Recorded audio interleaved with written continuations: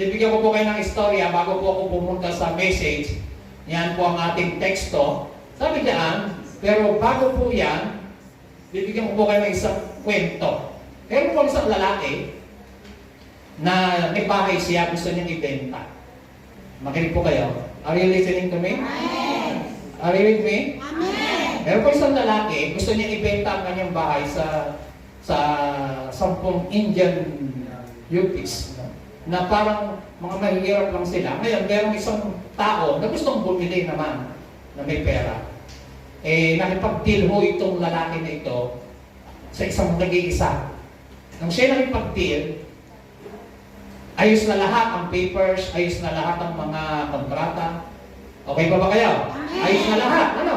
Ngayon, nung magpipirmahan na, magbabayaran na, natuklasan nung nagbebenta ng bahay, yung palang na-transaction niya, walang sapat na pera na pambayad sa bahay.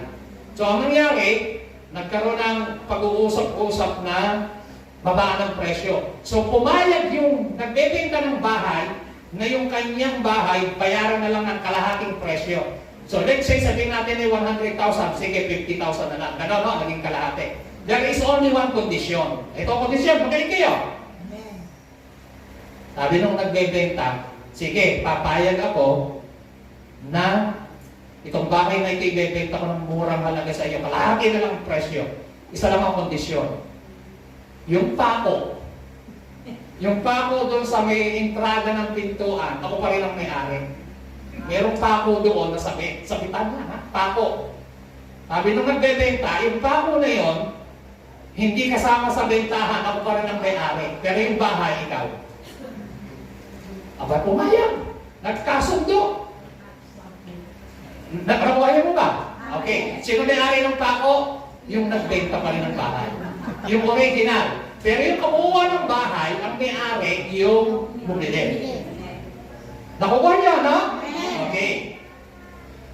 Ngayon ho, dumating yung time na nagkaroon ng mga, alam niyo naman ho, nagkaroon ng mga problema, gusto na ngayong ibenta nung nakabili ulit. Yung gusto niya ibenta, yung bahay niya nabili. Ngayon doon nung ibinibenta niya ron sa original na may-ari kasi gusto niyang yun ang unang alokin. Sabi niya,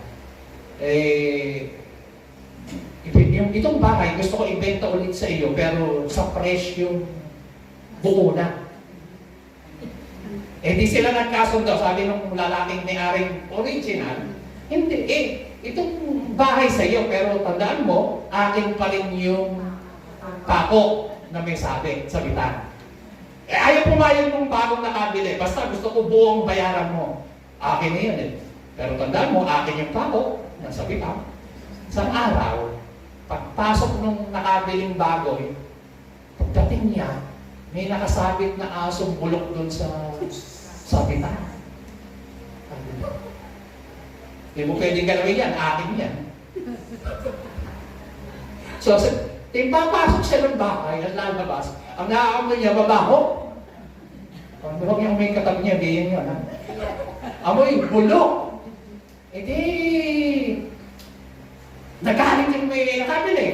Sabi niya, bakit nilagyan mo ng bulok na yung sabitan? Sabi nung lalaking original na may-ari, kahit ano gawin ko sa pako niyan, ako may-ari niyan, akin yan. Wala kang pakialam. Nagkaroon sila ng hablahan sa court. Alam niyo, hanggang sa isinurrender ng bagong nakabili, doon sa dating may-ari, ibinalik. So makikita niyo, nakuha ulit niya. Bakit? Kasi merong pako na hindi totally na nabili. So ganun po ang problema natin mga kapatid.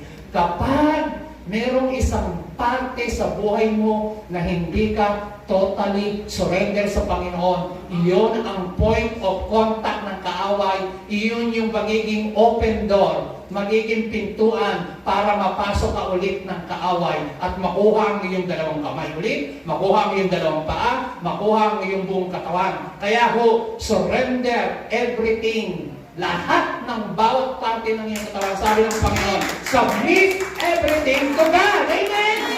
Ayaw ng Lord na magtitira ka pa ng pako. Sabi mo sa katawan mo, huwag kang magtira ng sakitan. Kasi, pagka mayroon ka pang pakong itinira, mga kapatid, yun yung point of contact ng kaaway. Don't give the devil any place from you. So you must be committed 100% to God. Amen? Palakpakan natin ang Panginoon. So hindi po pwede. Committed naman ako sa Lord, kaya lang 90%. Ibig sabihin yung 10%, hindi mo pa ikinukomit. Yun ang magiging problema mo someday. So tanayin mo yung bahay, ikinumit niya, kanyang salong, kanyang lahat, kanya lahat.